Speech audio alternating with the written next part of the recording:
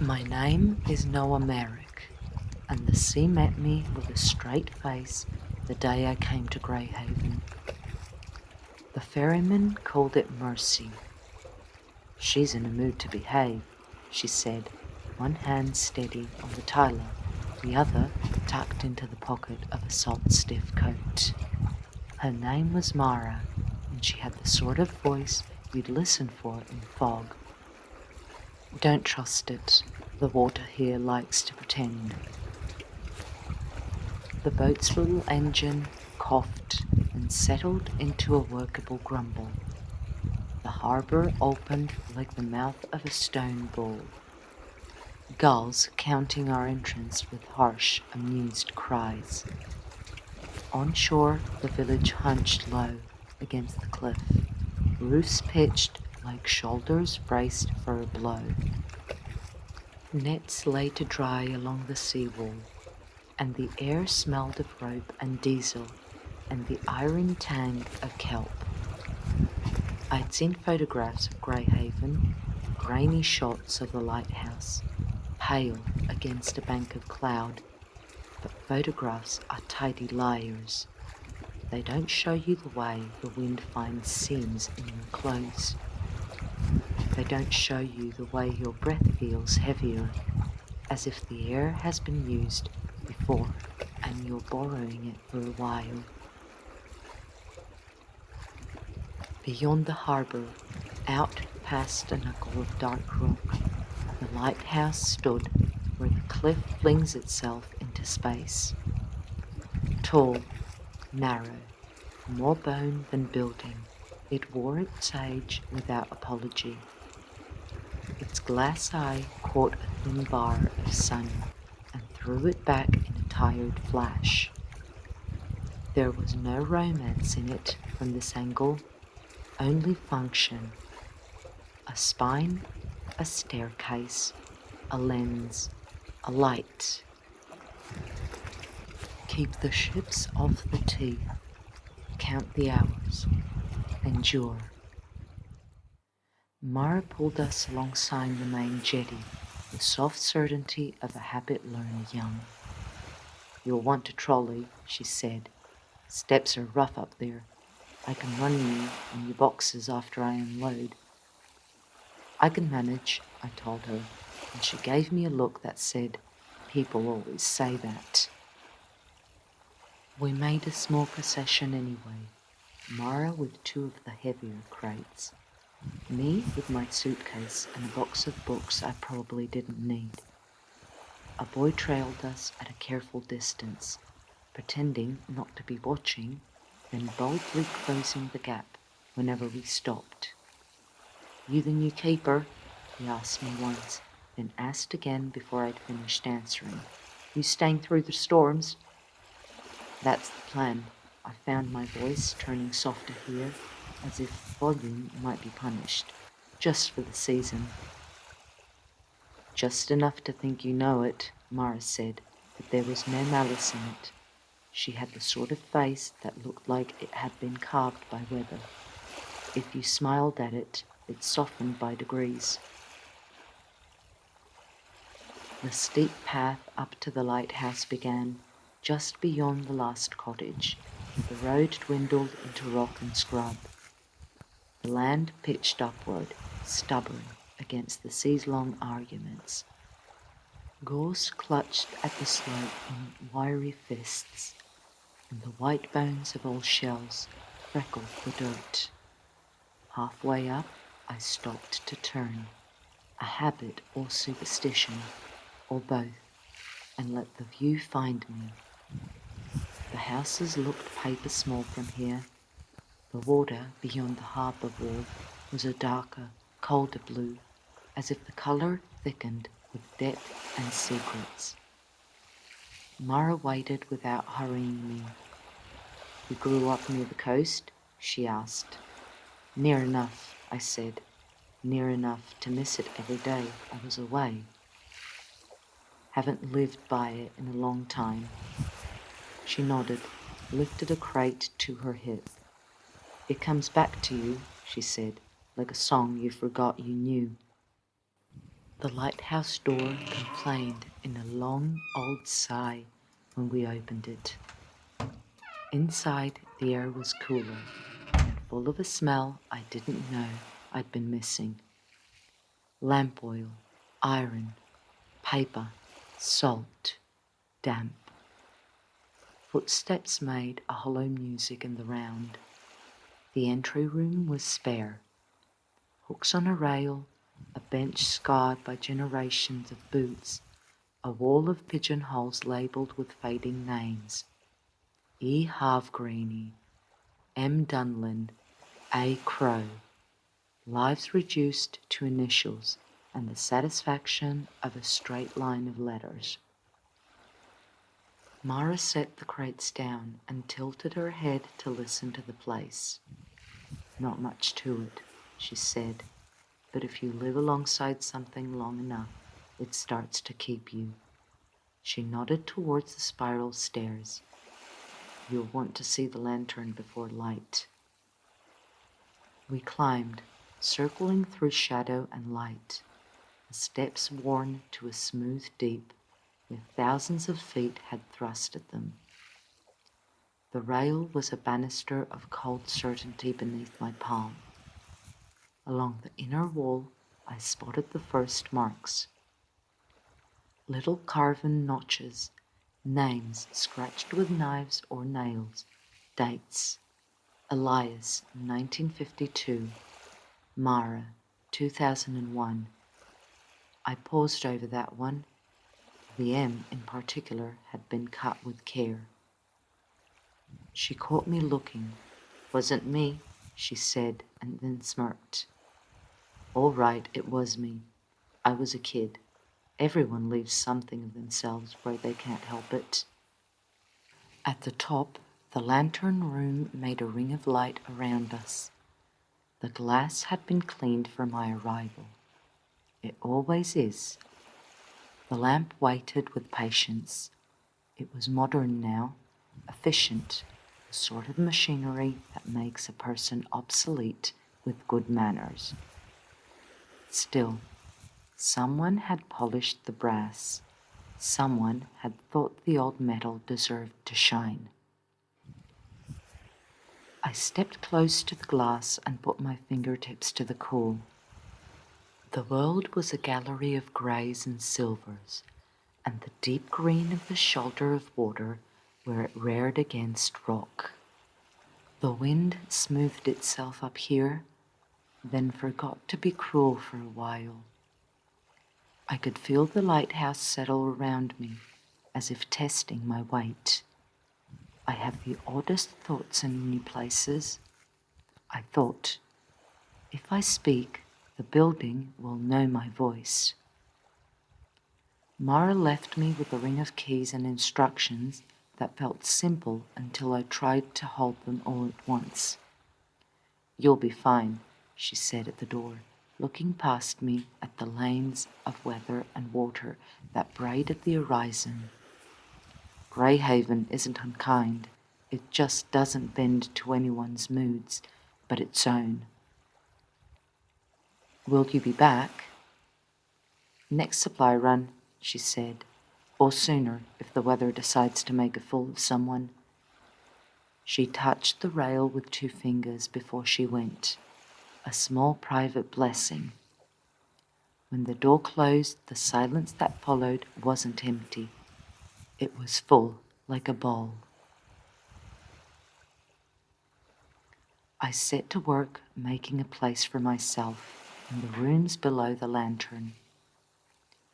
There is a rhythm to settling, a choreography you learn in lonely places. You choose a corner for your books. You choose a hook for your coat and dedicate it with the weight of wet fabric. You open all the small drawers, not because you need what's inside, but because what's inside needs to be seen to be content. I found a drawer of pencils, all sharpened to patient points, and another filled with folded cloth, polishing rags, soft and worn, like handkerchiefs that knew secrets. The bed in the keeper's room was narrow and decent, the mattress better than memory. The window there opened on the southern view. Dunes, a line of scrub pines, the long reach of the tide. Near the desk, I found a journal placed square in the middle, the way you'd set down a loaf of bread you were saving for later. New, with a black cloth cover, unmarked, save for a phrase written on the side of the front page in a hand that had learned patience from measuring instruments. The sea remembers all things.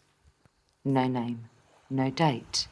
The ink had bled a little, as if the pen had paused there and the paper had taken the opportunity to drink.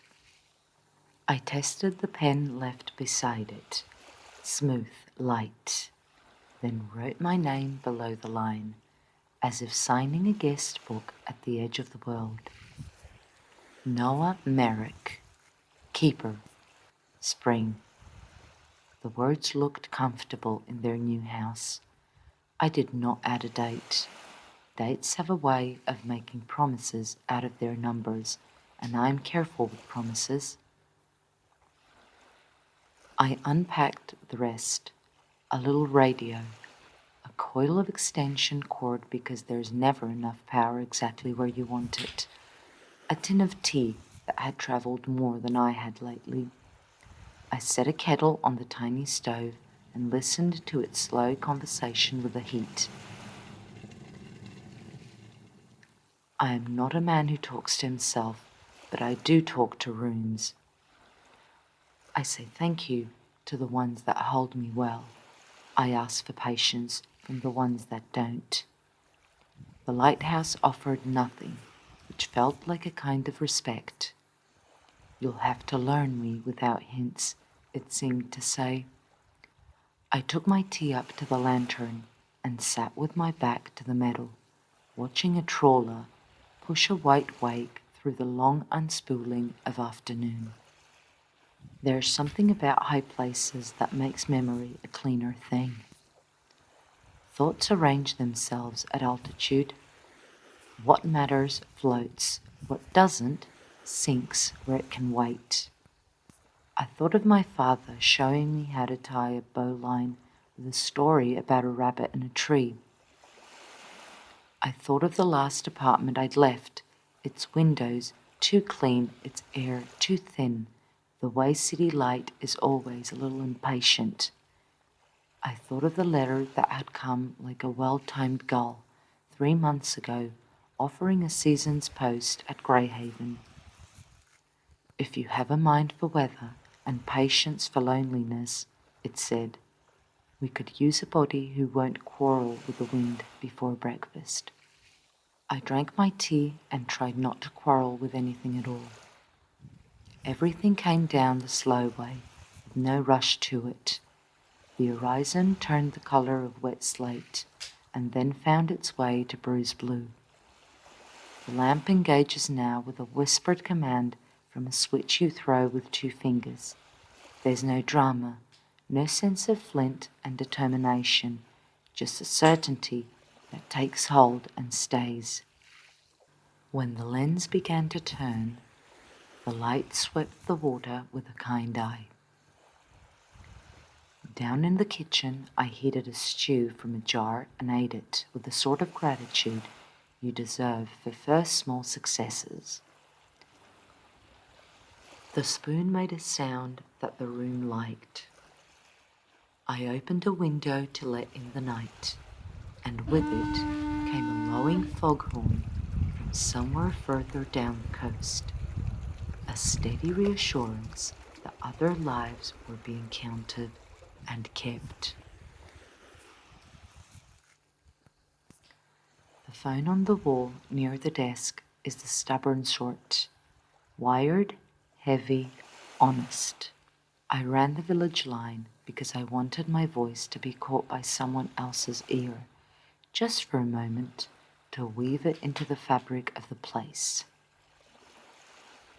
Greyhaven store, a woman said, bright with the confidence of being indispensable. "What do you need, love?" "Nothing tonight," I said. "Just letting you know the keeper's arrived. Noah Merrick." "Good," she said, as if I were a parcel that had been late. "I'm Bess. Welcome, Noah. If you find you're missing anything, I've got it, or I'll pretend I do, and fetch it by morning, weather permitting." "Thank you, Bess." "And if the light hiccups, you call Mara," she added. "She listens better than the rest of us when it comes to the moods of things." After the call, I stood a while with my hand on the receiver, feeling the last small warmth of the motor. I have always liked the way old machines keep their secrets, but not from you. I made my first entry in the journal that night, writing with the measured care of someone learning how to move again after a long ride in a cramped seat. Arrival calm, harbor kind, lighthouse sound. Found the journal and the phrase inside it. It feels borrowed here, in the way all good places do at first. Wind steady, south by west. The smell in these rooms is the same as the smell in a memory I don't have yet. I stopped and listened because something in the air had shifted. Not loud, not enough to call it sound exactly. A tremor of a tension in the walls. I waited, pen midair, while the lighthouse waited with me. When nothing declared itself, I finished the entry with a line that felt like a promise to no one but myself. I will keep the light and mind the weather. I will be patient. I will try not to wish for anything more than I am given. Sleep was a cautious friend that first night.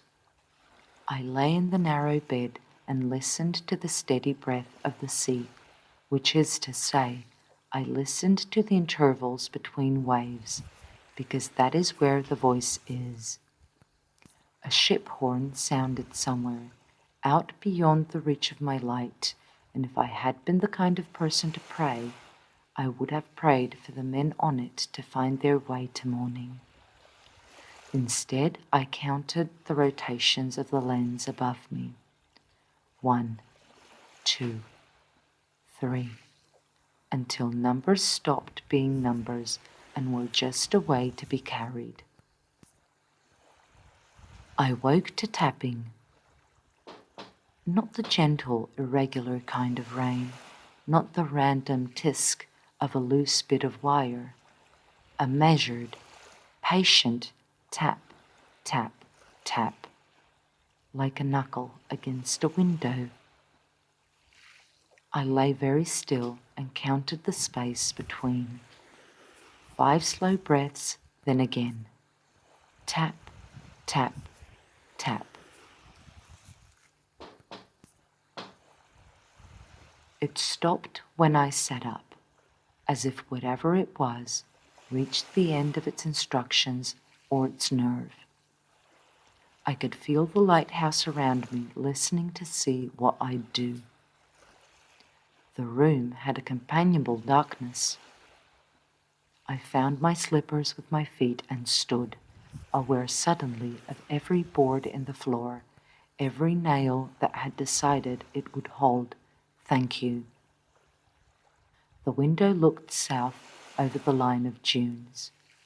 Nothing moved there but a suggestion of mist. The glass was cold against my fingers. I waited until my breath had found a rhythm I recognized, and only then unlatched it and pushed it open. The night touched my face, curious and colder than my memory of it ever is. Nothing, which is not to say there was absence. The sea does not allow for such things. There was the weight of the dark, and the geometry of the lighthouse shadowing itself, and the sense unmistakable that I had woken at the exact moment that something had finished happening. When sleep comes back to you, there's no arguing with it. I tucked my hands into the pockets of my robe and let the cold make a more honest man of me. On the sill, where the salt dries in delicate crystals no brush ever entirely defeats, I saw a line drawn by moisture. No, not a line. A trail, thin as a thread, curving from the frame down to the inside lip, as if a droplet had paused and then changed its mind. I touched it, and it broke like spun sugar. In the morning, the world had the satisfaction of edges again. Sun found the lighthouse with a pale consideration. I brewed coffee superior to anything I had the right to expect from a tin and a burner, and took it down the cliff path to the cove, because there are places it is polite to introduce yourself to as soon as you can. The cove lived where the cliff had decided to keep a secret for itself. The path twitched back twice through the gorse and then let me down onto a crescent of sand crowded with the shined bones of driftwood. The tide was in the mood to be sociable. Waves came up in orderly applause, not the drunk tumbling invitation of a storm. I walked the line where water fingers stone, turning over shells, limpets like old buttons, a scallop with a crack that looked like it might tell you a story if you held it between your palms long enough. Further up, beyond the reach of this tide, a drift of seaweed lay like hair. There was a bottle on the sand. Oh, I know what you're thinking. Of course there was. Perhaps I thought it too, as I saw the green of it winking like an eye where the foam retreated. But the mind is good at pretending not to be surprised by things it can't explain. I stepped toward it with the studied disinterest of a man examining a sensible length of rope or a piece of broken crate, as if announcing to the universe that I was unremarkable and would appreciate it if the universe would keep me that way. The bottle was a sturdy sort, with a lip meant for a cork. The cork was present and had done good work, swollen tight. Inside, something pale lay curled. Paper, old or wanting to seem so. I stood there with the bottle in my hand and felt the ordinary weight of it and the extraordinary suggestion. The tide reached for my boots, then shrugged and went about its business. I did not open it there. I don't know why. I only know that some first things should be done indoors, with a table under your hands and a chair under your weight, and the sense that you're not about to be laughed at by the weather. Back at the lighthouse, I set the bottle on the desk with a care that felt like a vow. I fetched a little knife from the drawer, sharp, with the nicked handle of a tool used kindly, and levered the cork free. The smell that came out was not of anything romantic, just trapped air, a little salt, a suggestion of damp that belonged to someplace not precisely here. The paper unfurled with the stubbornness of a thing that had learned to be its own shape. I weighed one edge with a salt tin and the other with my mug. The writing wasn't ornate. No loops for show, no careless flourish. It was plain and certain, the way you write when you know you'll be read by a stranger you'd like to understand you the first time. It said, Elias, the tide keeps what it likes. Don't be afraid of that. I've seen the light from the south path. If you leave the lantern at half on a calm night, I'll know you meant it. There was no signature. I read it again, slower, as if the second pass might reveal the trick of it. The name at the top, Elias, caught at something in me the way a burr finds cloth.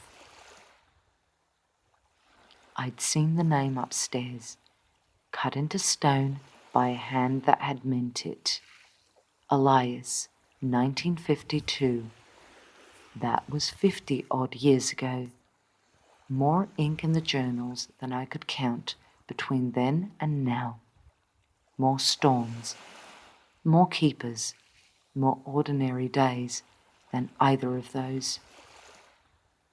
I didn't have to be clever to guess how the letter would have been addressed to me if someone had meant me to have it. And yet there is a kind of attention the world sometimes pays that feels as if it knows your own name, even when it doesn't say it. I startled at a tap against the window then, just the glass settling, or the wind walking past with a casual knuckle. The sound folded into the room as if it had been expected.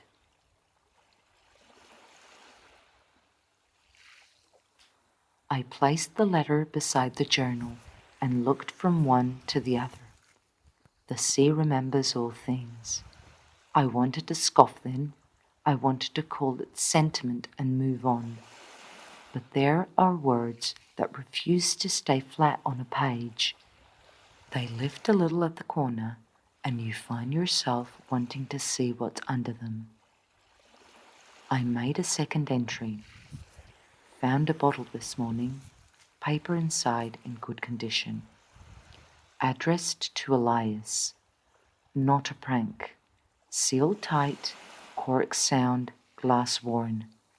Words simple, unaccusing.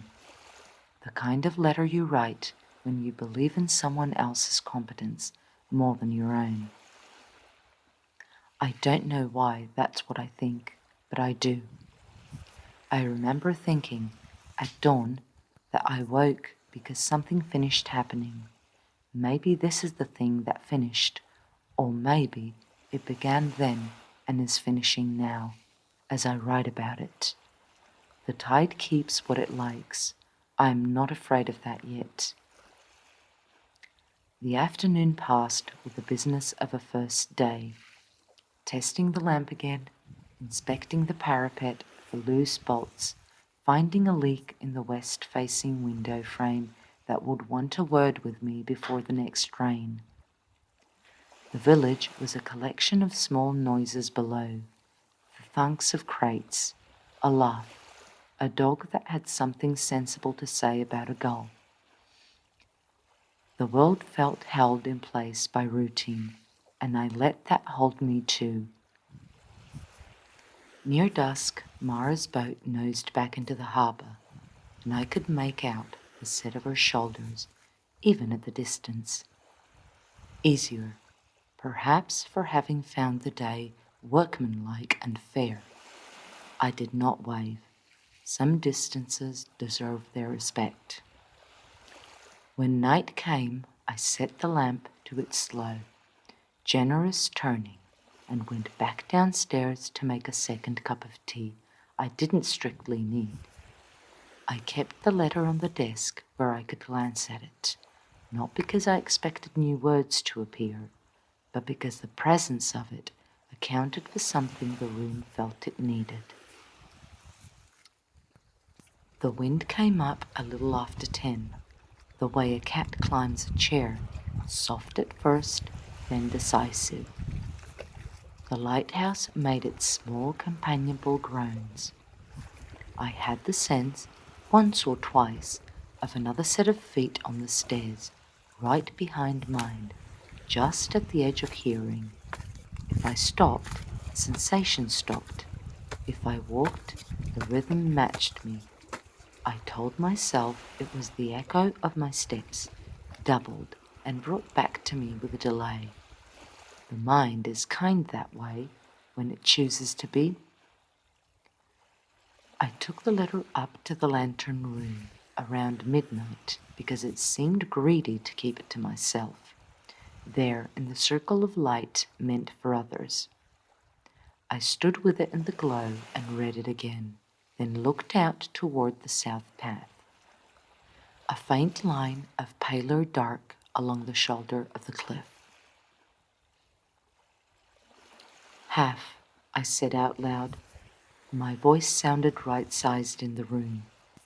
Half on a calm night. The night was calm enough to flatter itself. I could have left the lamp at full, and no ship would have scolded me for it. I could have dimmed it by half and still served any sailor within reach. There are procedures, there are rules.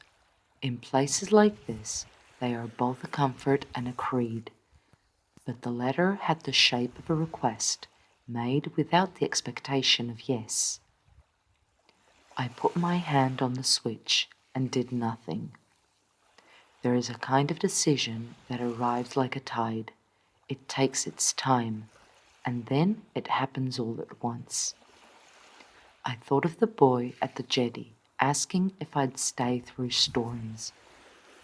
I thought of the line of moisture on the morning's windowsill, thin and certain, like a sentence going someplace important. I left the light at full.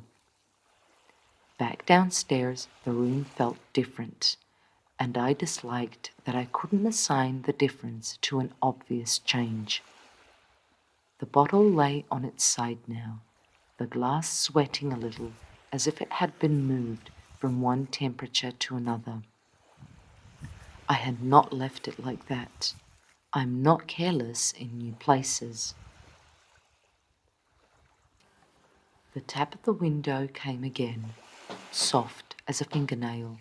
Not rain, not wire, not imagination. A conversation starter sort of a tap. Gentle, polite, as if to say, "All right then, keeper, since you're awake, shall we begin?"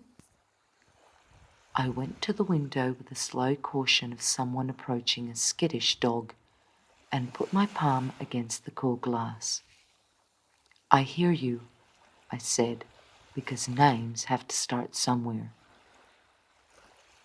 From the corner of my eye, the journal looked different, ridiculous as that is to write.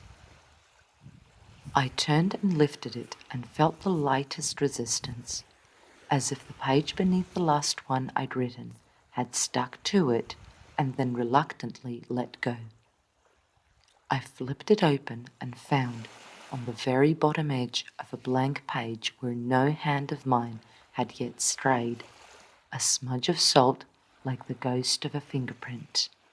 Not a print you'd see in a detective's folder, nothing clear enough to swear to, just a whirl and line suggestion, the memory of touch. I touched that spot with my thumb, and it felt like touching the place your own skin used to hurt. The wind leaned in close, testing the frame. The lamp kept its slow turning with the patience of old saints and good machinery. I set the journal down, closed it carefully, and laid the letter on top.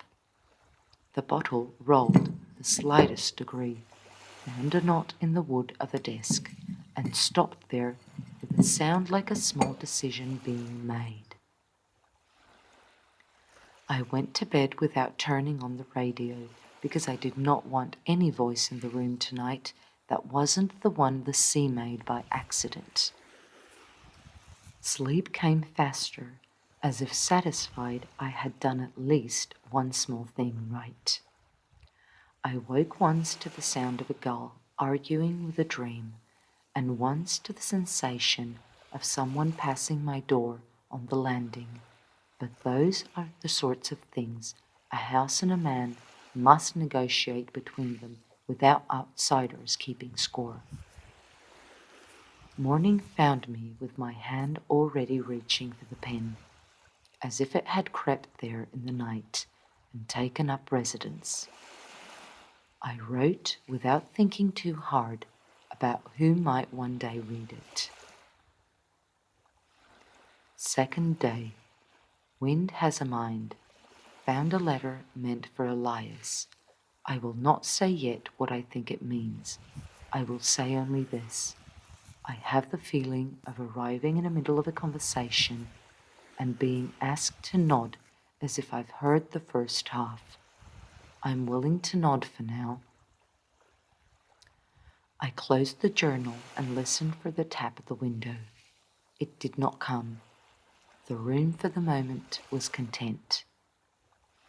The kettle complained to be useful, and I obliged it. Outside, the tide was out, in the stubborn way it leaves the cove bare to make its point. I counted the steps to the lantern without climbing them, and in the counting realized the oddest part of it all. I felt less alone than I had any right to feel. Not watched, not haunted, just accompanied. I think that is where all good mysteries begin, not with fear, but with the particular relief of discovering that the world is bigger and maybe kinder than the size you'd given it the day before. I finished my coffee and set the cup on the desk beside the letter addressed to a man from another year. If you'd been there then, if you'd been listening the way I was, you might have heard it too, the tiniest, most cautious sound at the window, a patient, familiar tap. Tap, tap, tap. And that, I suppose, is how the first entry ends, with a sense that something is waiting just on the other side of the glass, polite enough to ask permission, persistent enough to return. The sea remembers all things. I don't know that I believe it, but I am beginning to think the sea remembers names. N. Merrick, Keeper, Greyhaven. The sea changed color overnight. Yesterday it was pewter. This morning it's the blue of a bruise that's nearly healed. I stood at the window with my coffee and watched the line where water met sky blur and then steady again, as if the world were deciding whether to wake up. The bottle from yesterday sits on the desk, empty now, glass catching light in its curves like it's still thinking about what it once held. The letter, Elias, the tide keeps what it likes, is pressed between pages of my journal so it won't curl. I haven't told anyone about it yet. That's not secrecy so much as hesitation. Greyhaven has a way of making you want to understand a thing before you name it out loud. I took the path down to the village after breakfast. The air smelled of tar and salt and frying bread. Fishermen were already at the pier, sorting through nets that glistened like spider silk. Mara was there, crouched by a crate of fuel cans, sleeves rolled up. She looked up as I came down the ramp. "Keeper Merrick," she called, half teasing. "Still alive up there?" "More or less," I said. "Nothing's fallen apart yet." She handed a rag to a boy working beside her and straightened. "Give it a week. The sea likes to test new arrivals." I mentioned finding drift glass on the cove, testing her reaction. She nodded like that was ordinary. When I said I'd found a bottle and that it held a note, her face tightened by degrees. What sort of note? Short, addressed to someone named Elias. Sounded personal. She wiped her hands and leaned on the rail. Elias Havergreen, the last proper keeper before the war, disappeared one night during a gale. They say he went out to check the storm lamps and never came back. Did they find him? No, she said. Nobody. Just his coat tangled in the rocks. My grandfather told me the lamp never went out that night. Make of that what you will. She gave me a look somewhere between warning and curiosity. You planning to keep the bottle? For now. Good. Best to let old things settle on their own terms. Then she grinned, the tension gone as quickly as it came. You want bread? Best baked this morning. Still warm if you hurry. Bess's Bakery is the kind of place that smells like it remembers every loaf it ever baked. The air was sweet with yeast and honey. She slid a tin from the oven and said without turning, Heard you found a message in a bottle. Mara doesn't keep gossip to herself long. I suppose that's how the sea carries news around here, I said. She chuckled. Sea, wind, and women with time to talk, same thing really. Bess wrapped a loaf in brown paper and handed it to me. You keep that letter safe. Greyhaven's full of stories, and most start with something washing up that shouldn't. The climb home felt shorter. Familiar paths have that trick. I could hear the lighthouse humming before I saw it. The kind of low vibration you feel more than hear, like a cat purring through stone. Inside, the air had shifted again. It always does after a day in the village. It greets you like a place adjusting to your absence. I set the bread on the counter, made tea, and opened the journal to where the letter rested. Salt had crisped the edges overnight. I traced the handwriting with one finger.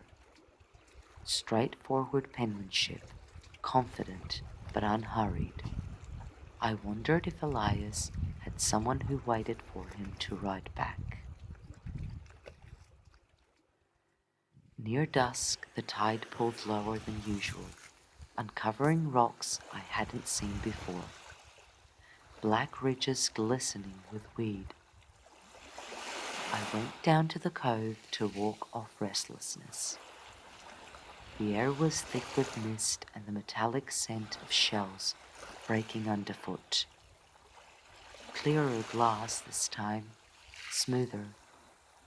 The cork had swollen tight again. I hesitated, looking toward the horizon where the sun had become a dull coin. 2 bottles in 2 days felt like an invitation disguised as coincidence. I carried it up carefully, the glass slick with salt. When I set it on the desk beside the first one, the difference between them was obvious. The first green and old, this one nearly new. Whoever sent them wasn't digging relics from the past. They were writing now. I eased the cork free. Inside lay another letter. Same pen, same steady hand. Elias, you left the lantern full last night. I saw it all the way from the South Cliffs. You remember more than you think. The tide was kind. The fish were close to shore. I kept a piece of driftwood for you, smooth as glass. If the weather holds, I'll come by the cove when the moon is small. M.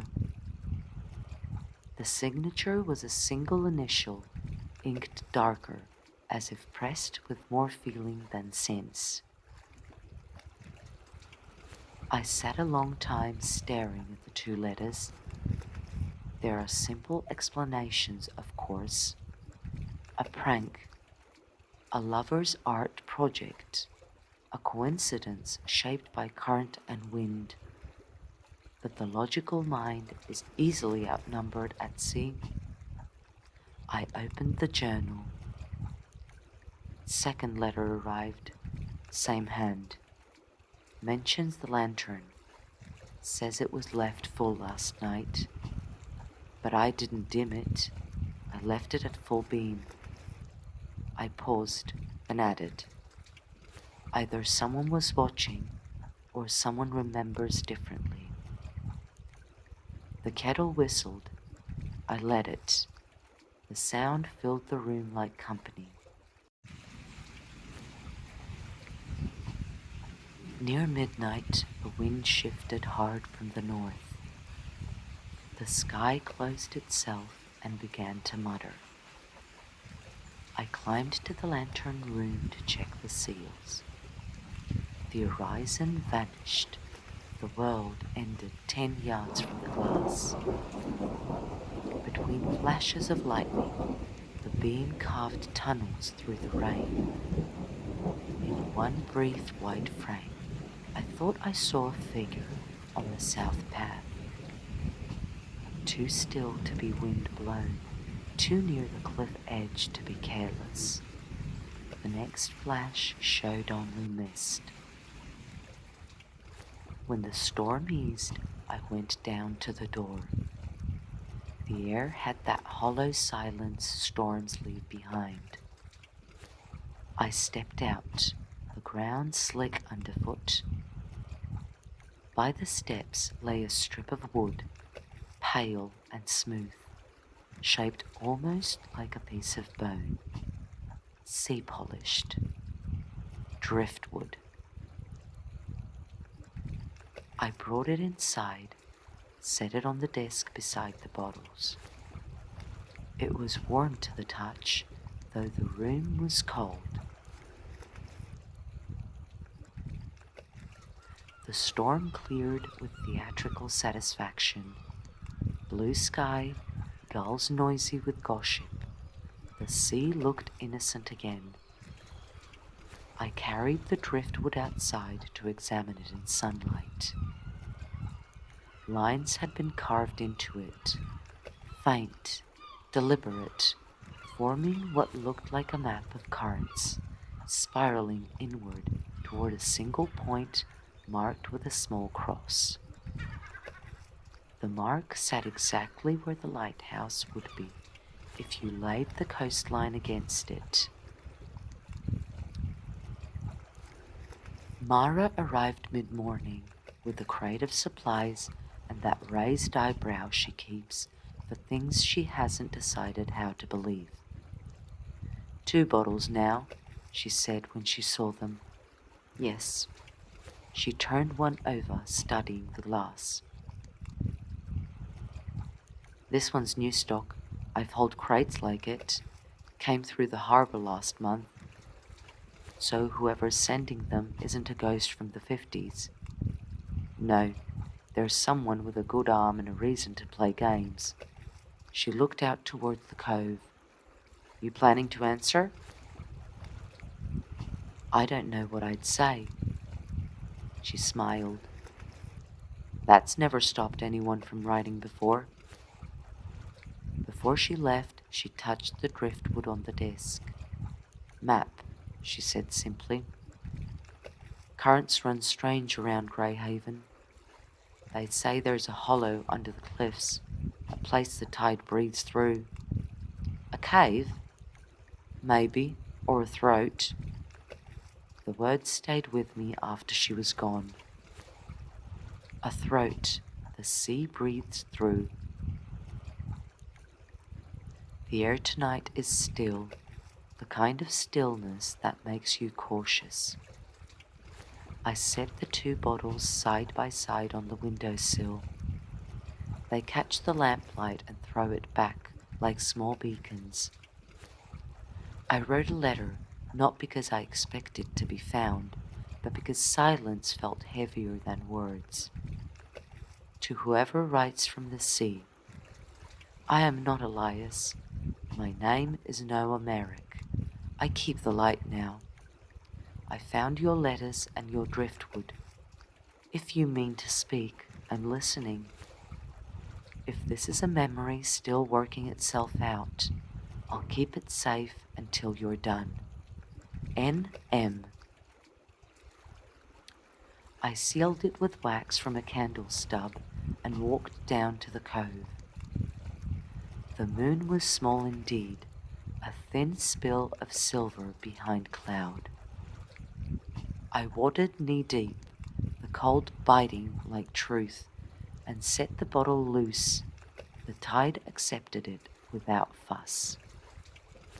When I turned back, the light from the tower swept across me, and for a heartbeat, I thought I saw another light further out, blinking once in reply. Maybe it was a boy, maybe it wasn't. Back inside, I dried my hands and sat to write. Sent first reply. Unsure what game I'm playing or with whom. Wind rising from the east. The sea smells different tonight, sweeter somehow. The driftwood map is gone from the desk. No sign of it anywhere. I didn't hear it fall. I waited before adding the last line because I didn't feel like something you write lightly. The light from the tower feels brighter when I'm not in the room.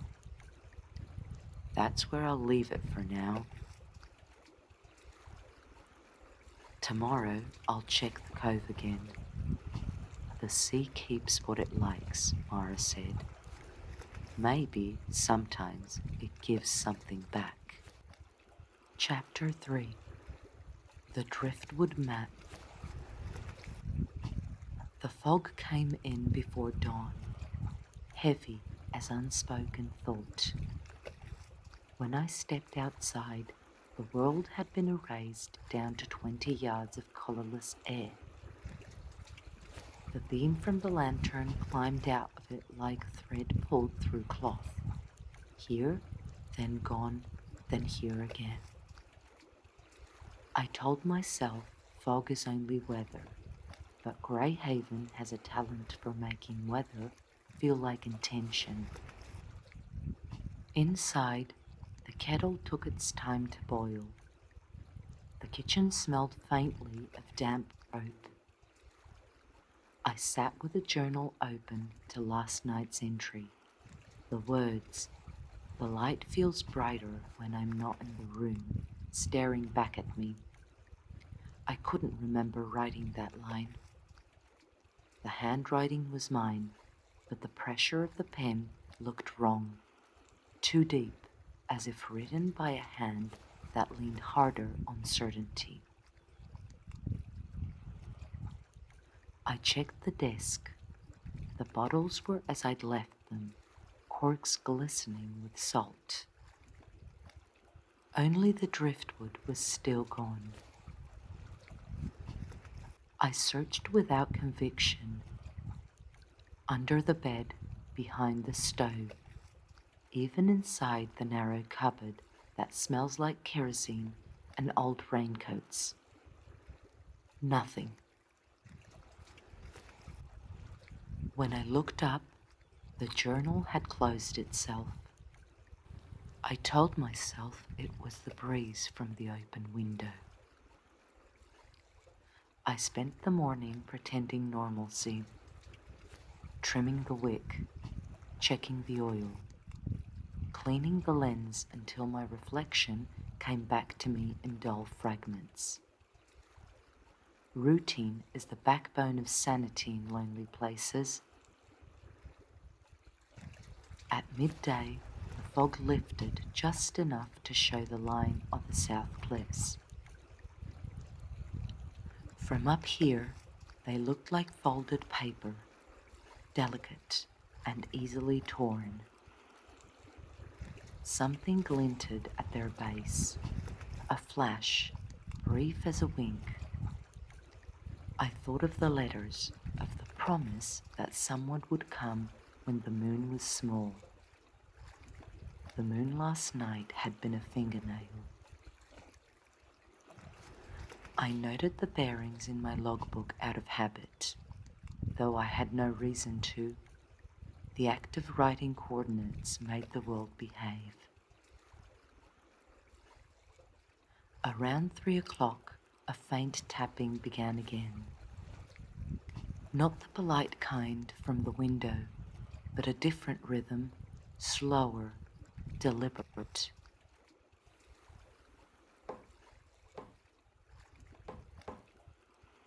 It came from below the floorboards near the stairwell, as though someone were walking in the room beneath me, a room that doesn't exist. I followed the sound down the spiral stairs, counting steps to keep the pulse steady. It stopped as soon as I reached the base. There's a hatch set into the floor there, small, rusted shut, which I assumed led to nothing more than drainage.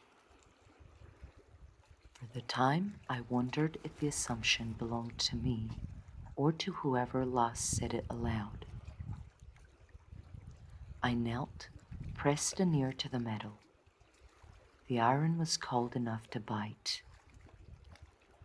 From somewhere beneath came the muted throb of water moving in confined space.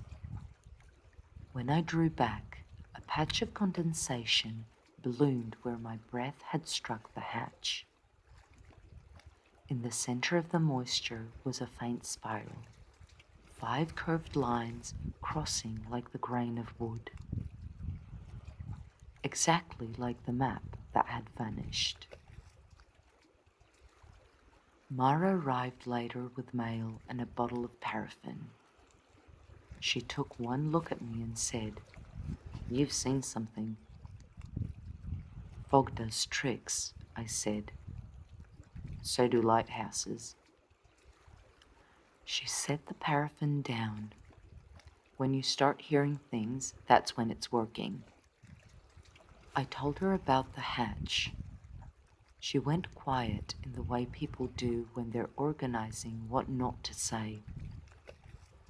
"Some of the old towers have underchambers," she said finally, "used for drainage or storage.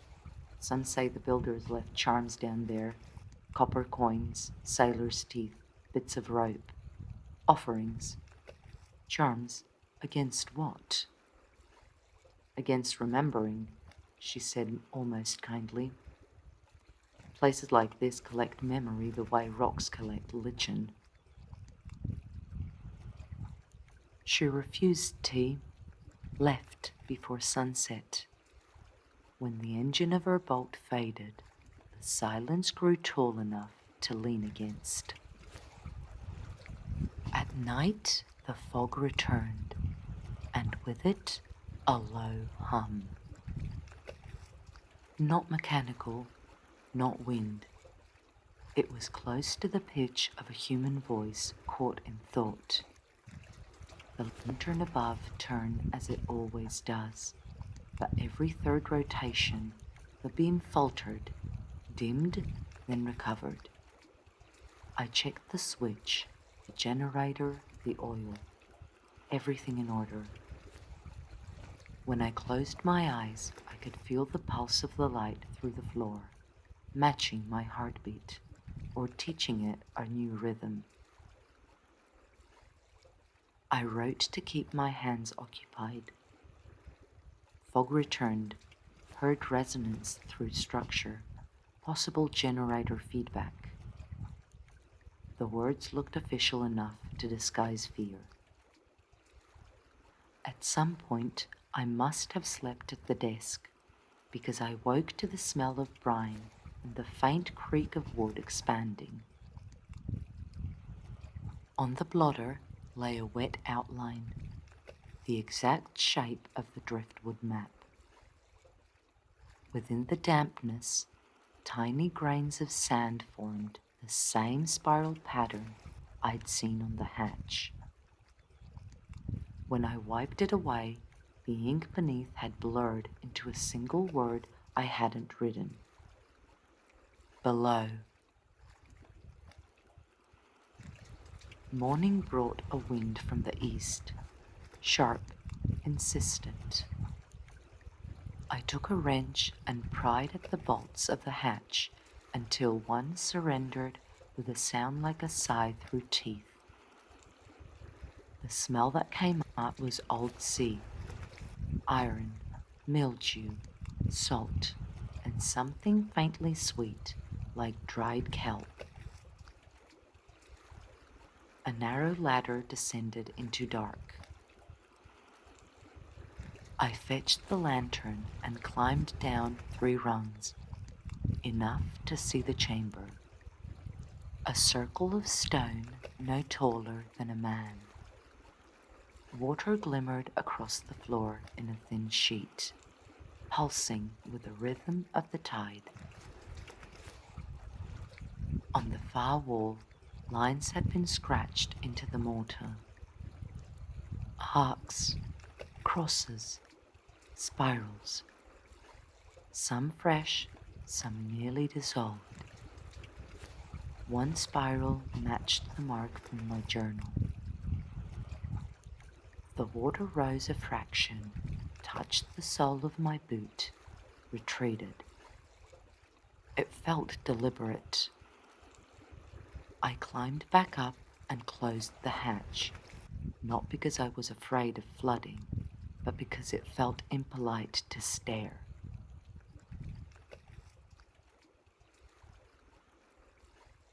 That evening, the missing driftwood lay on my bed. No footprints, no sign of intrusion, just the wood, dry, clean, waiting.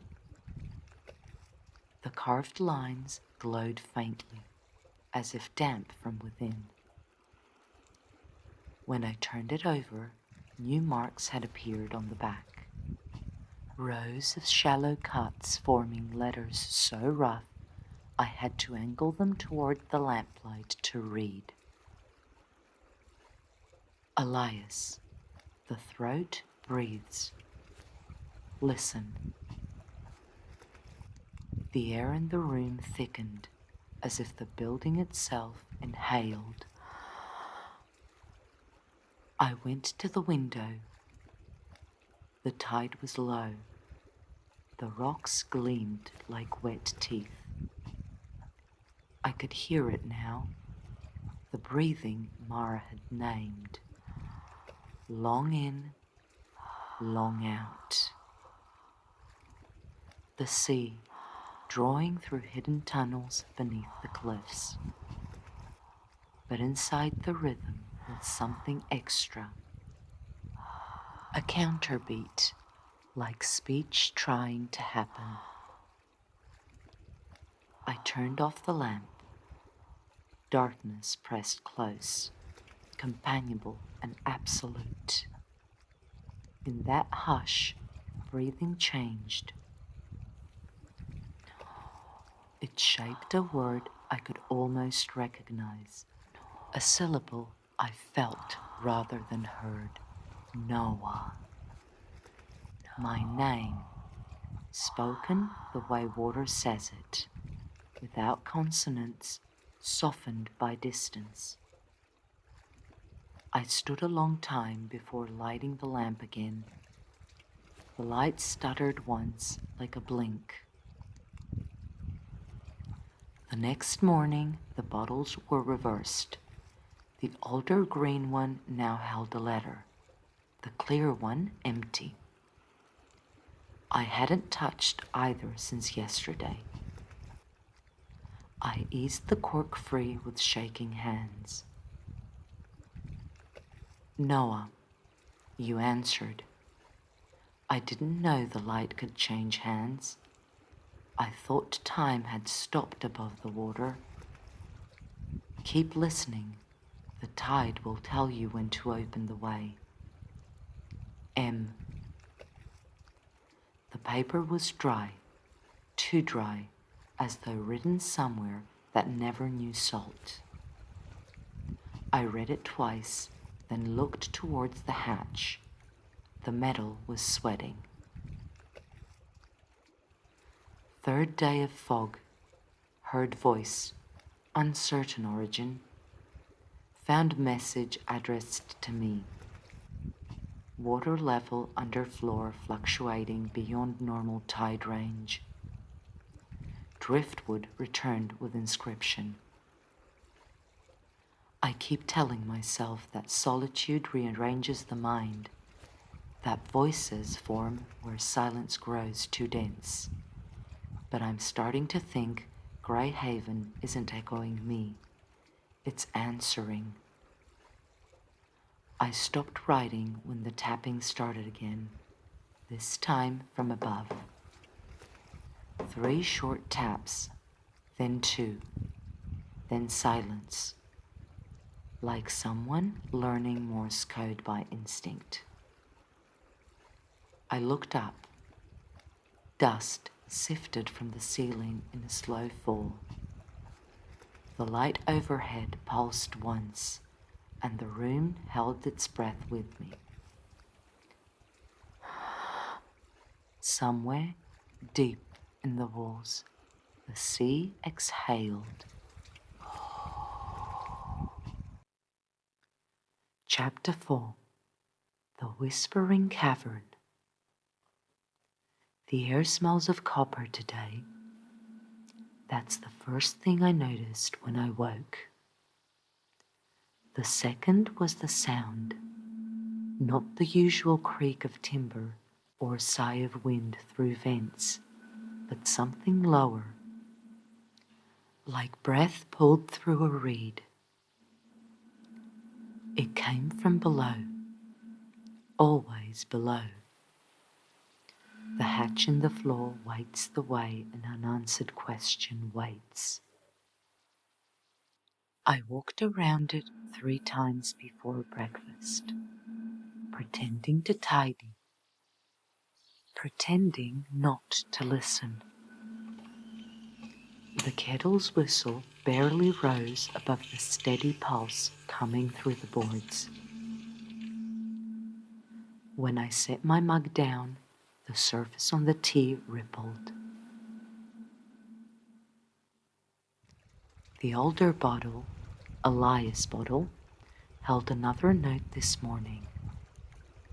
I'm certain I hadn't left it uncorked, yet the paper inside was bone dry. Noah. The throat breathes heavier now. The current turns inward. If you follow the sound, carry light and salt. Do not step where the stones sweat. M. Salt and light. Simple instructions from someone who shouldn't exist. I folded the paper carefully, slid it between the pages of the journal, and wrote beneath it, 4th day of fog.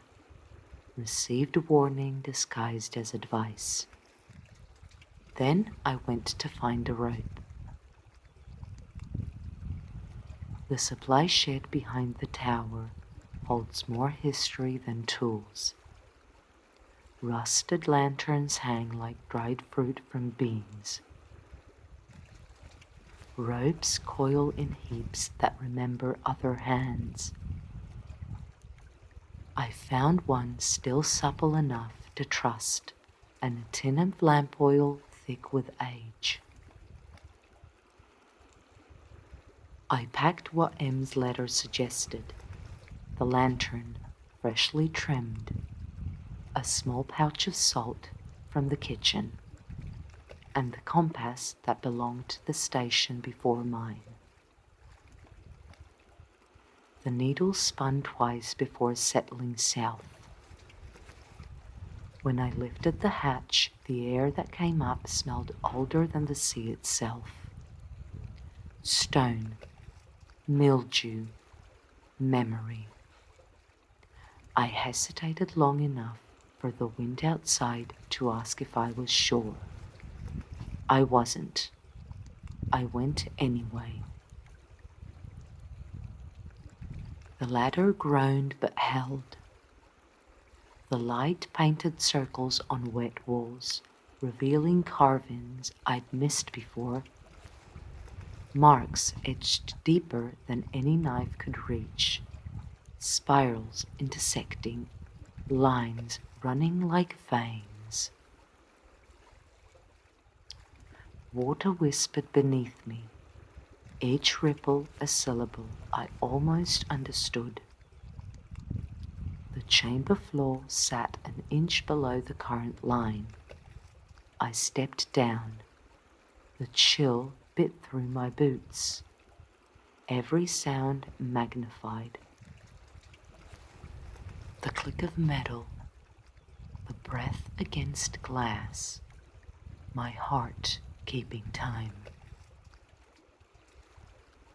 Across the chamber, a narrow slit opened into darkness. A tunnel, carved or worn, or both. That was where the whisper came from, a constant murmur shaped by distance. I followed it. The walls narrowed until my shoulders brushed stone. The air thickened with salt and something sweeter, decay softened by water. The sound ahead wasn't quite a voice. It was what a voice might be before language finds it. After 50 paces, the tunnel widened into a small cavern where the tide reached in, sighing against rock. The roof glimmered with threads of light that pulsed faintly, as though the stone itself was breathing.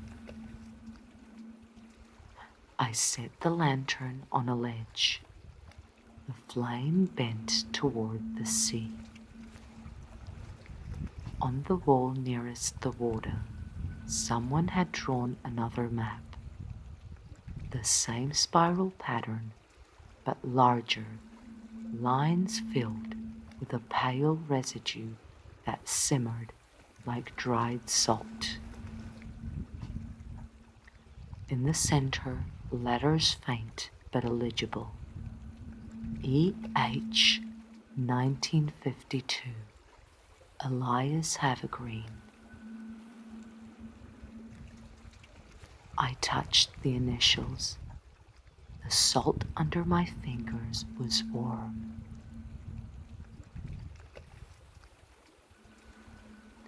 At first, I thought it was the tide pushing air through the cavern. Then it shaped a rhythm, 2 syllables. No.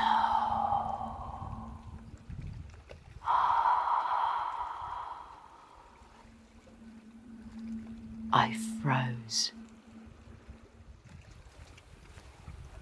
The lantern flickered once, twice, then steadied.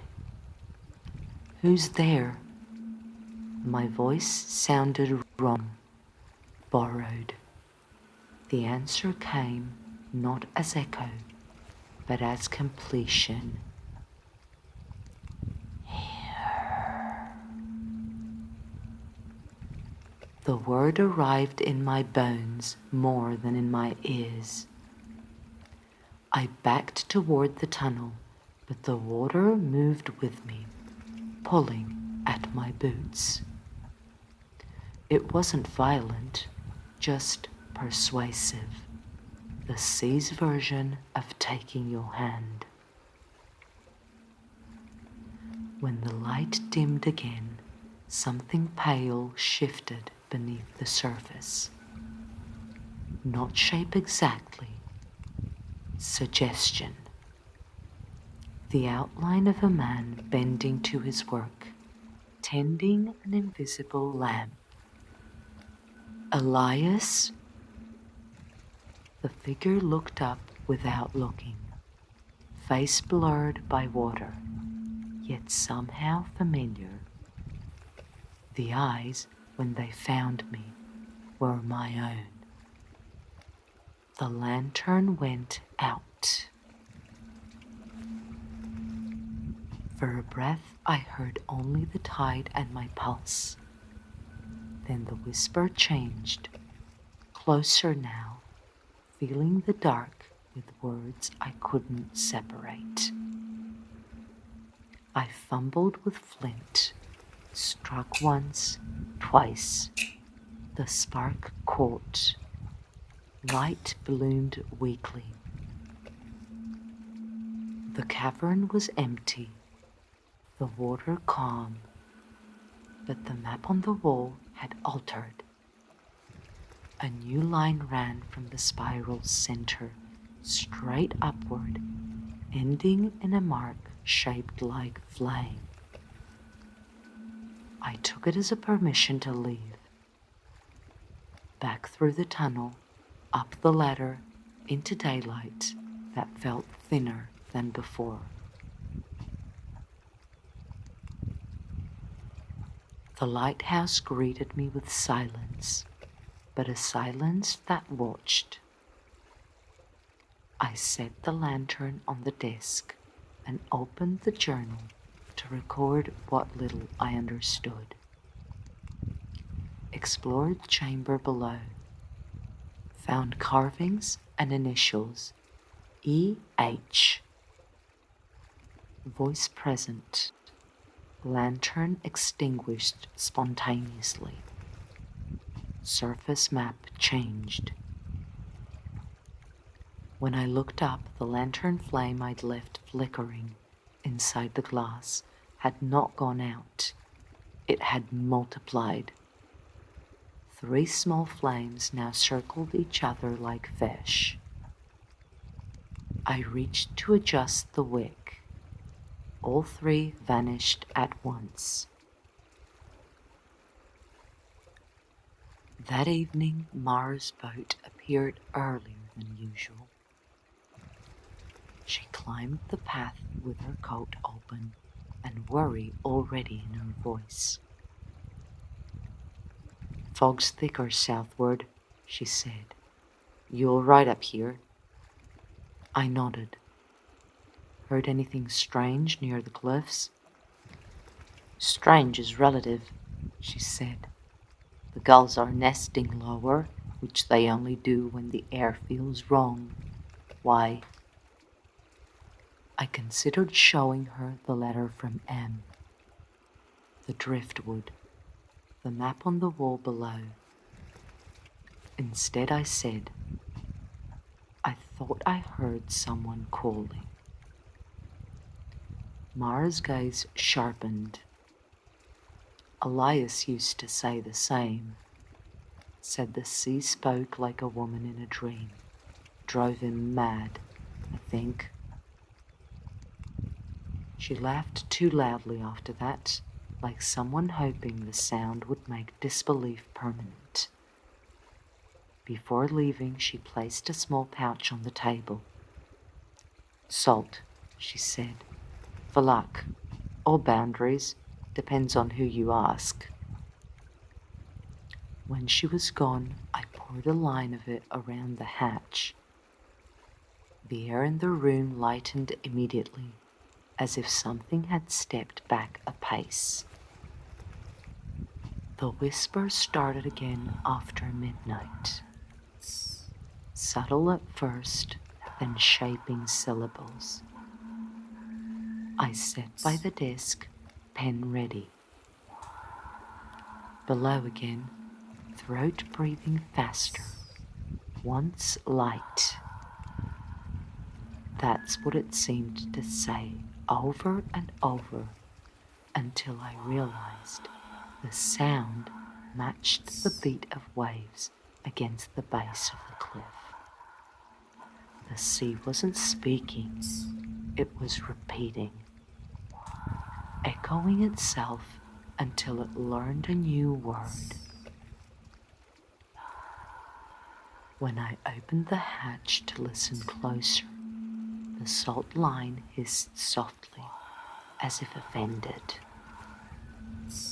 I leaned over the opening, lantern in hand.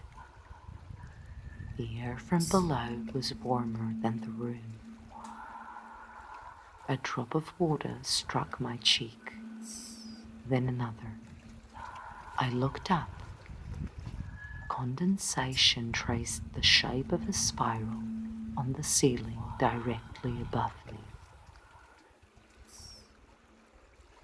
By morning, the fog had thinned, but the light outside felt filtered, greenish, like seawater over sand.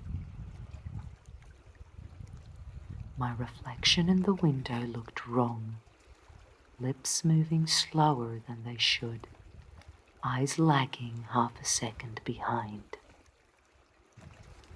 I blinked. The reflection didn't. The knock at the door startled both of us.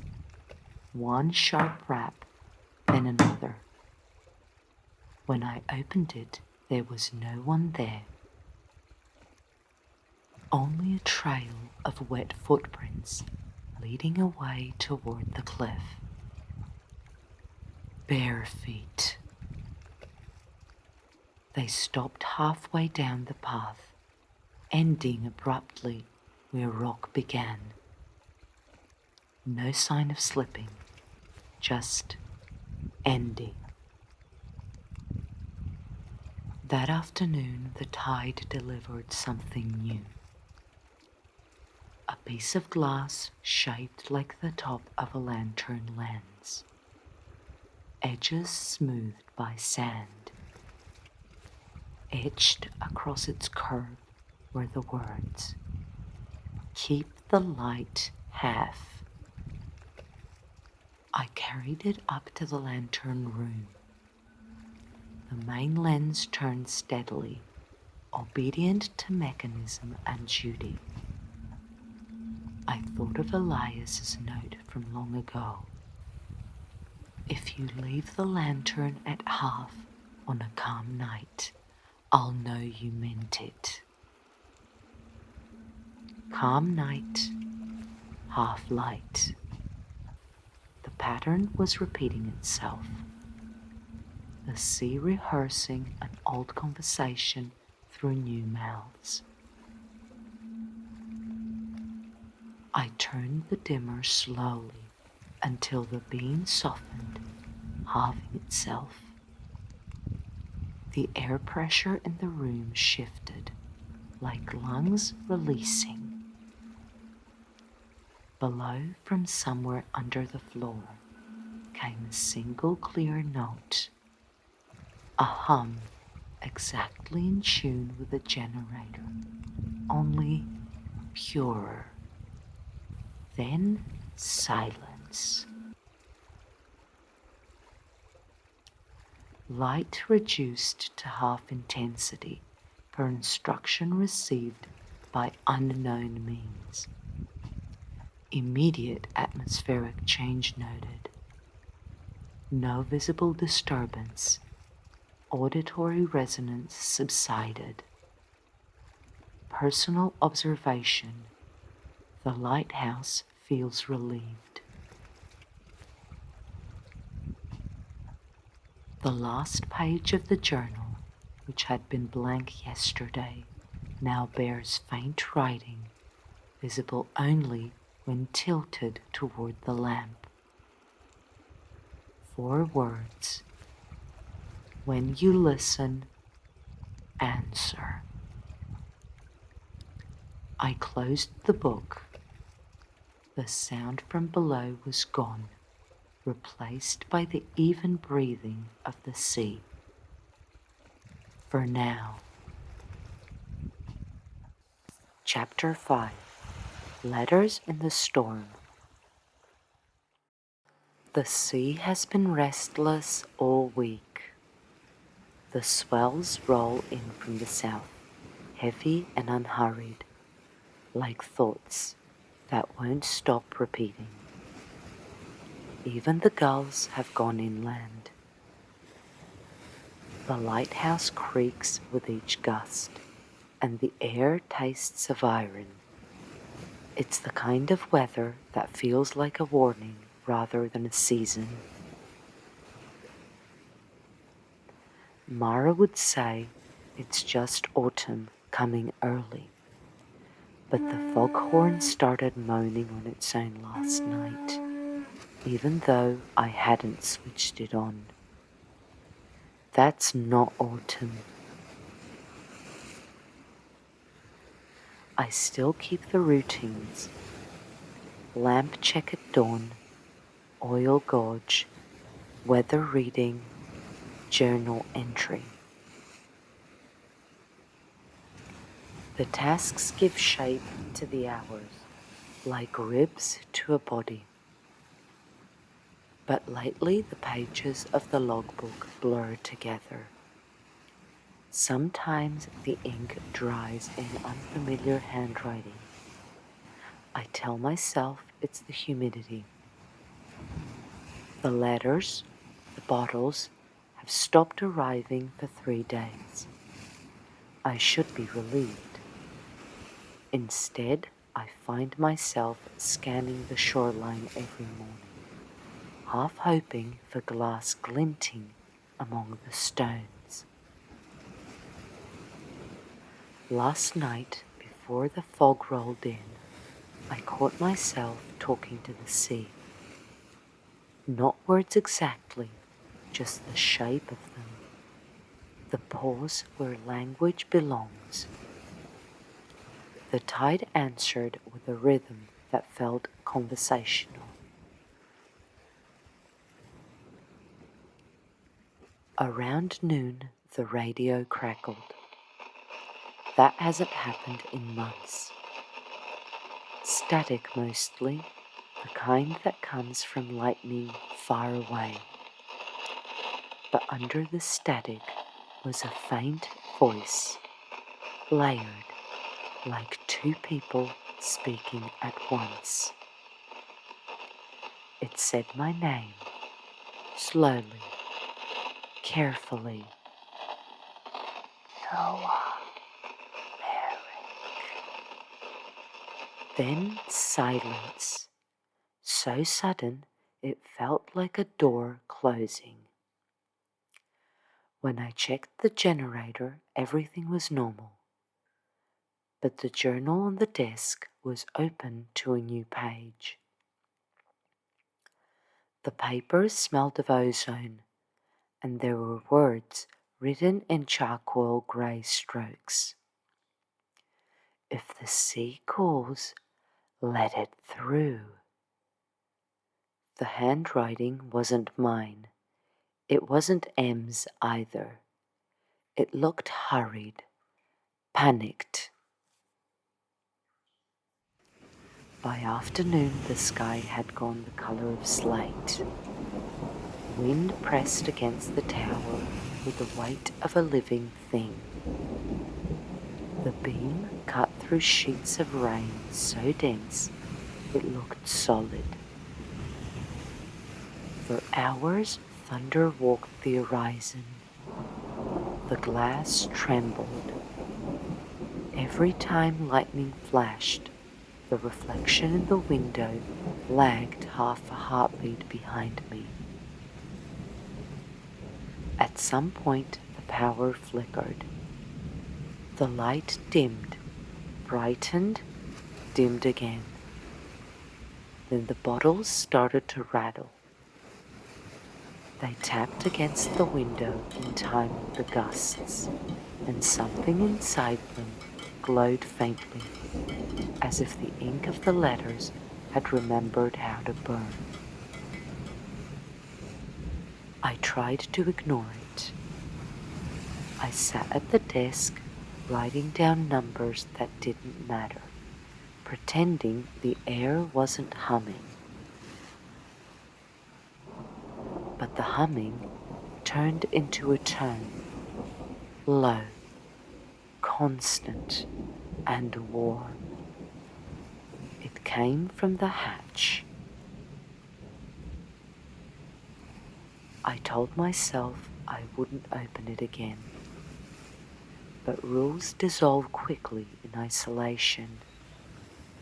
When I pulled the bolts free, the air that came up was hot.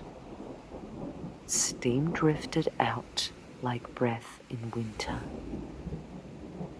Beneath, the water churned against stone, glowing faintly green. Lightning flashed outside, and for an instant, the entire chamber below lit up like a lantern. On the wall, I saw writing that hadn't been there before.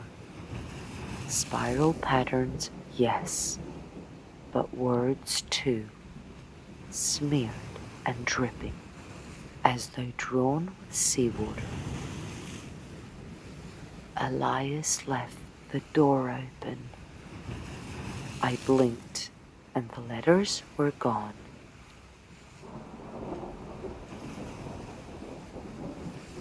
It came just after midnight. 3 knocks, deliberate, against the metal door at the base of the tower. No one should be out there, not in that weather, not this far out on the rocks. I went down anyway. The hinges groaned when I opened the door. Rain slanted in sideways, needling my face. At the threshold stood a single bottle, upright, held there by wind and will. Its glass was darker than the others, almost black. Inside, the paper was dry. Noah, you dimmed the light. The sea found you. Do not open the hatch when the air sings. Wait for the calm after. The throat remembers hunger. M. The last line looked smeared, as though written while the ink was still underwater.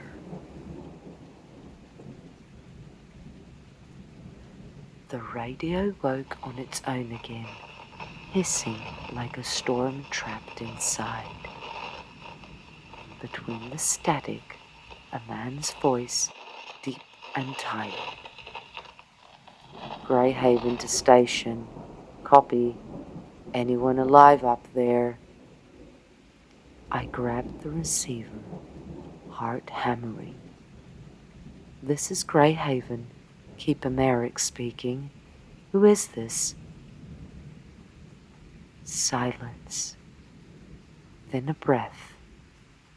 Then, Elias Havergreen, reporting fog density 2, light operational, over.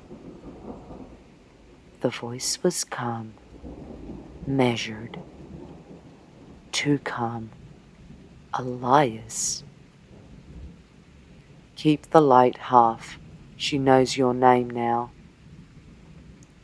The line went dead.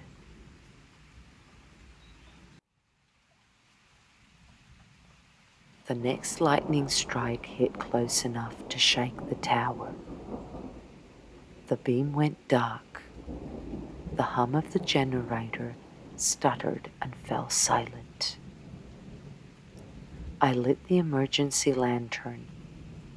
Its circle of light felt thin, like paper held over flame. Rain drummed against the glass above. Without the light, the sea looked wrong. Too close, too deliberate. I could see shapes moving under the surface, as though the water itself was rearranging.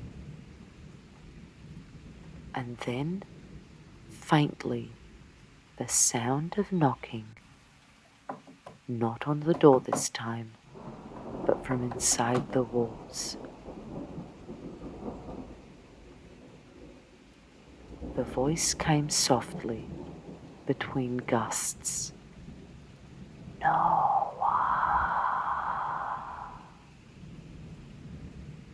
Noah.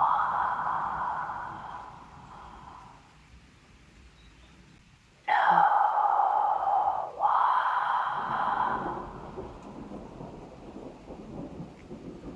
This time I didn't mistake it for the wind.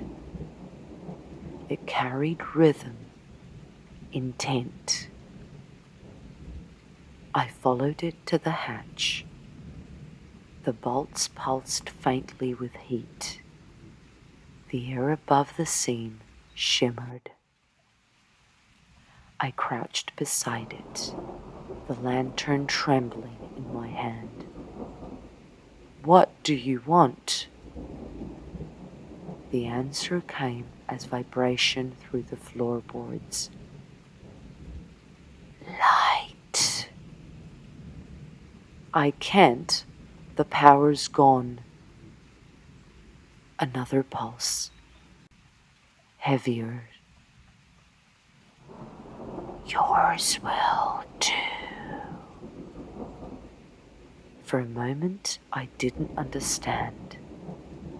Then the lantern dimmed, flickered, died, drawn empty by the air itself. The dark was absolute.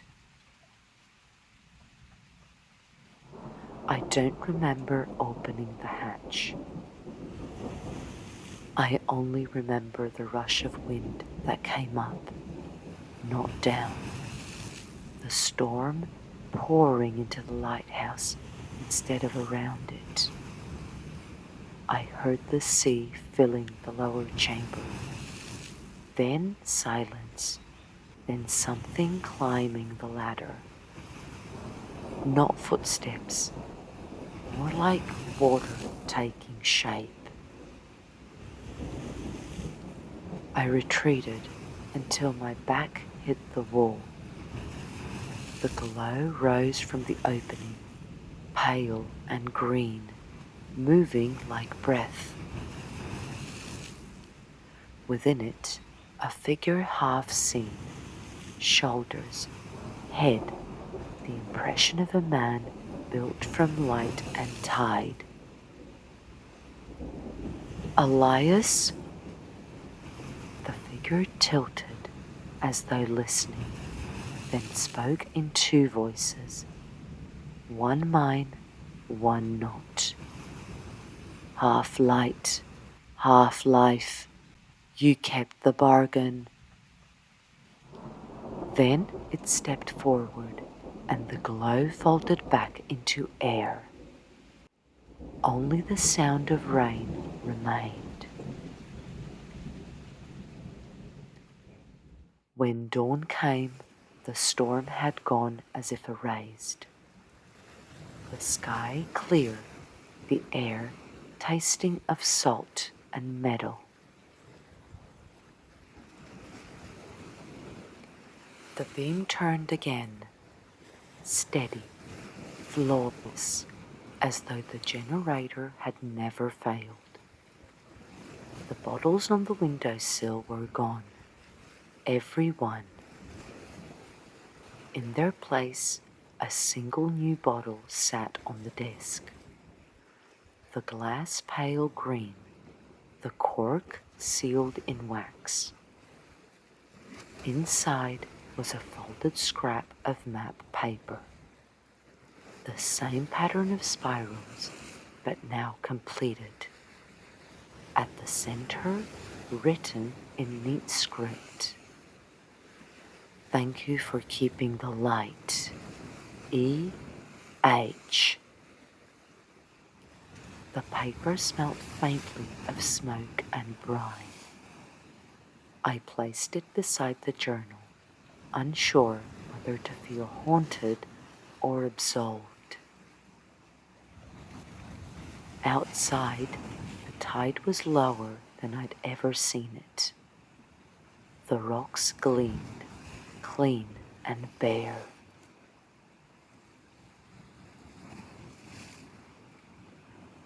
Closing entry. Storm duration 7 hours. Structural damage minimal. Generator restored. New correspondence received. Signature EH. No sign of M. I can't tell whether this is ending or beginning again. The sea looks calm, but calm has never meant safe here. If the throat breathes again, I'll be ready to answer. Chapter 6. The Last Light. I didn't sleep much last night. The storm left a strange quiet behind, the kind that doesn't feel like peace so much as a held breath. Greyhaven is always quiet, but the silence feels deliberate, like the lighthouse is waiting to see what I do next. I kept checking the beam through the window, half expecting it to flicker again. It didn't. It turned smoothly, steady as a heartbeat. If I didn't know better, I'd think the storm had never happened. But the bottles are gone, every one of them. The sill is bare. And that, more than any voice or whisper, tells me something has changed for good. The sun rose pale and washed out, barely touching the horizon. The air tasted clean, strangely sweet. I walked outside to check the fuel tank, the gauge, the wires, anything to confirm the tower was whole. Everything was intact, perfect even, too perfect. The rocks below gleamed like polished stone, stripped of seaweed and debris. Even the driftwood was gone. The storm had taken what it wanted and left the rest unnaturally untouched. The tide was low, lower than I'd ever seen it. A narrow path of stone stretched out from the base of the cliff toward the southern cove.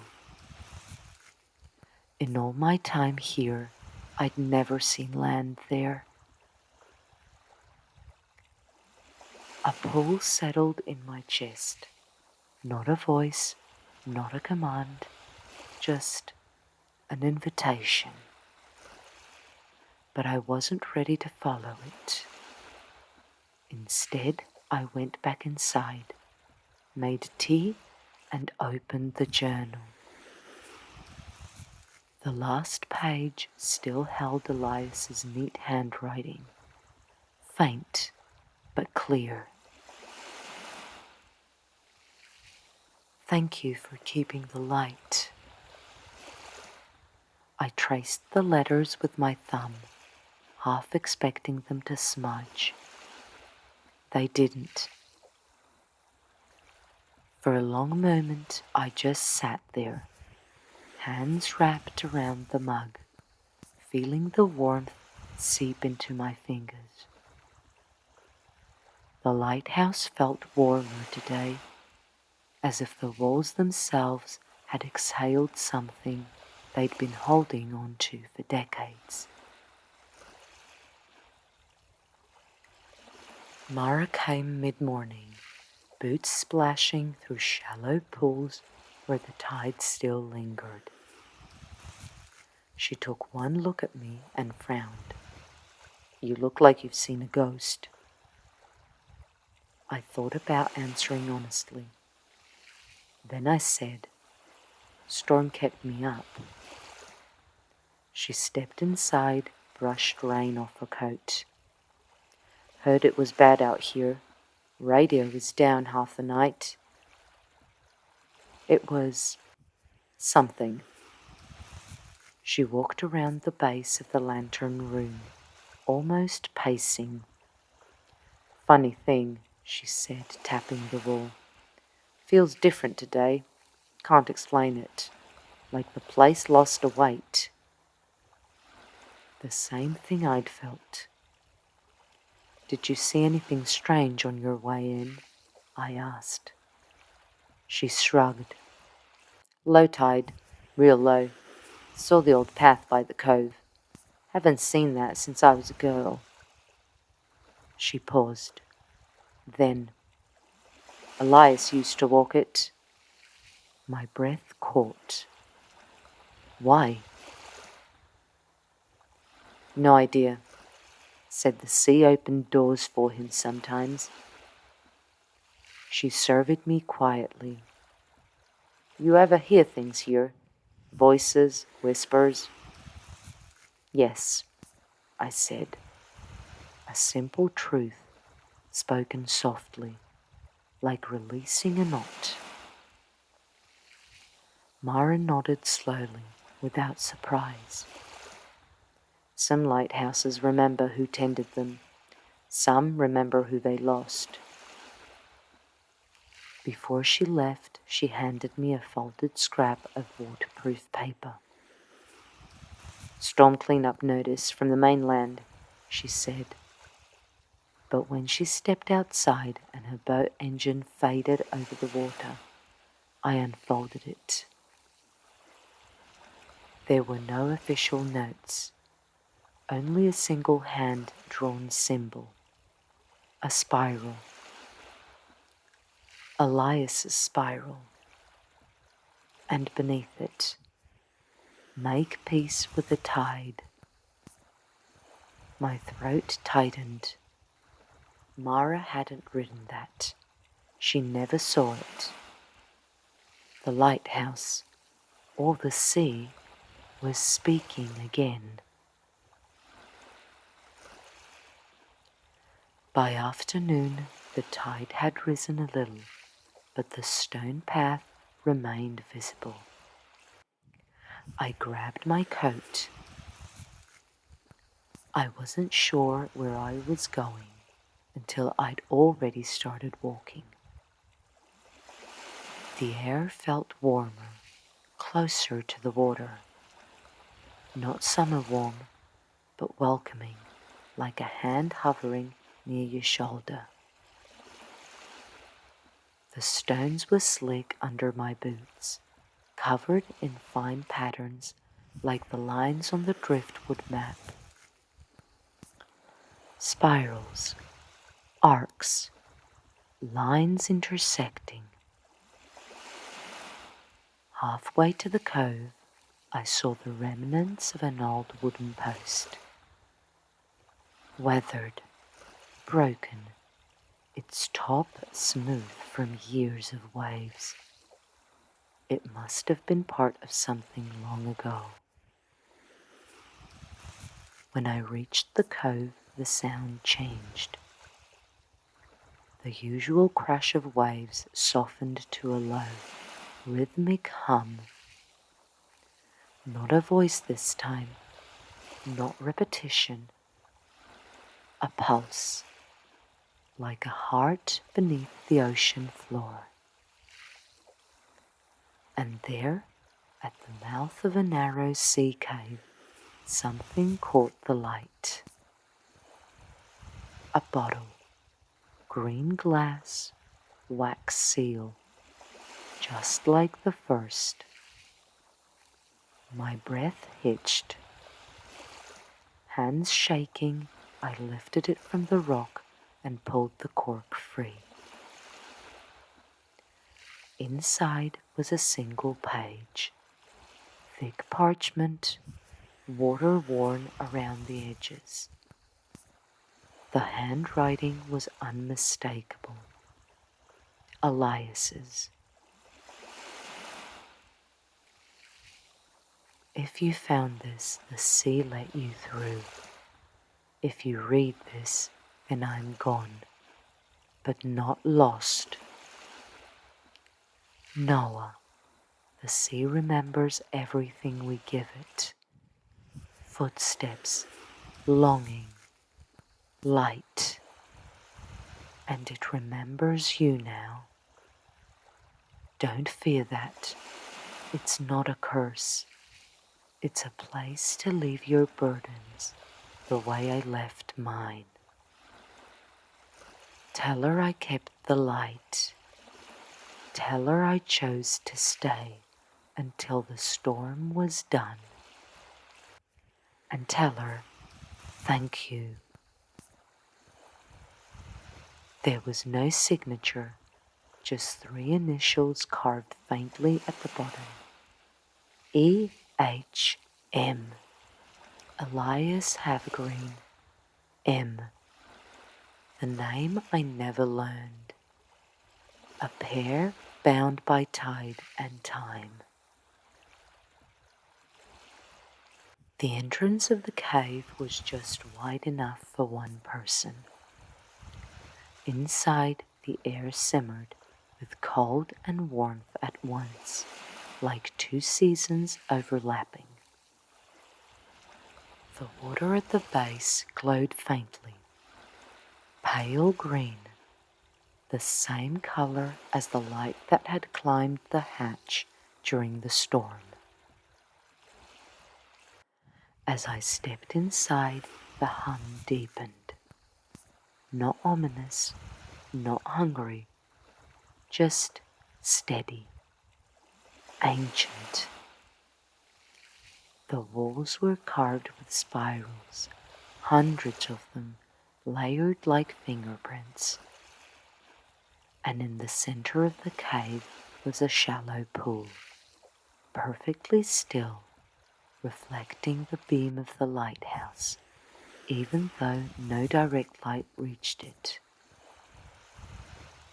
I crouched beside it, feeling the warmth rise from the water.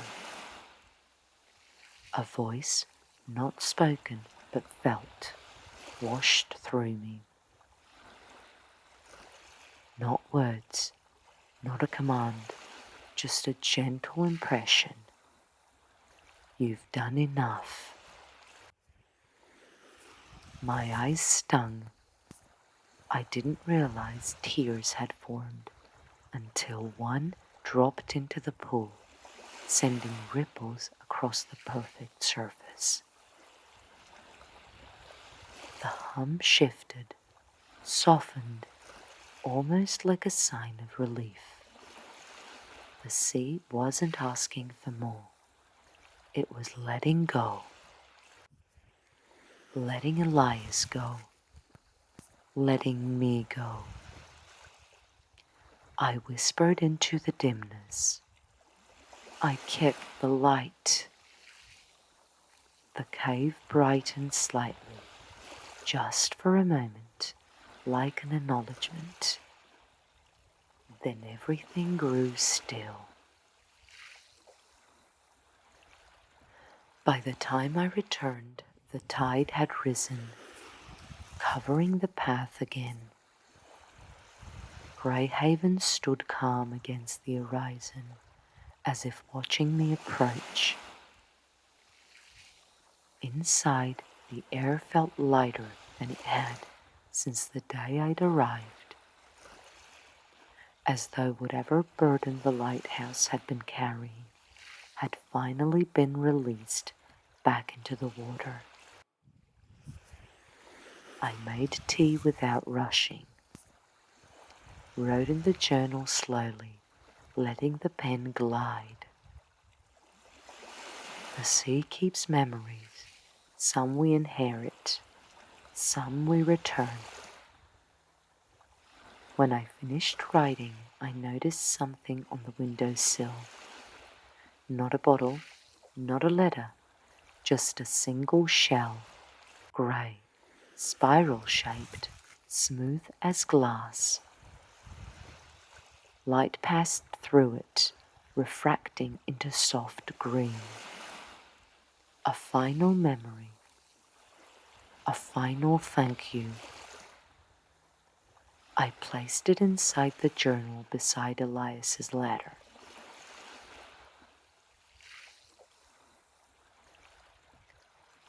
The sun dipped low, turning the sky gold, then deep blue. I climbed the stairs to the lantern room, each step echoing in warm stillness. When I reached the top, the lens turned with a soft hum. No flicker, no hesitation. I adjusted the lamp to full brightness for the first time since arriving. The beam swung across the sea, steady and strong. Below, waves curled gently towards the rocks, their motion rhythmic and peaceful. The lighthouse felt alive, not whispering, not warning, just alive in the way anything old and well-loved feels alive. I stood there, hands resting on the railing, letting the warmth of the glass seep into my skin. Somewhere beneath the waves I felt it, the sea settling, the memory quieting, the story ending. Not with fear, not with loss, but with completion. I whispered without knowing who I was speaking to. Rest now. The wind sighed through the tower, carrying the words away. The storm has passed. The voice has quieted. Found the last letter in the cove. Elias's hand. The sea cave holds something old, but nothing malicious. It held memory until it was heard.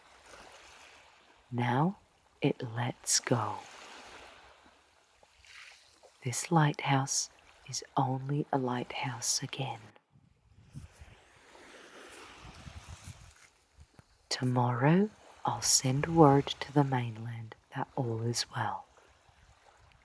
I'll ask Mara to bring more oil. Maybe fresh bread. The sea is calm tonight. The light is bright. And I feel, for the first time, at home.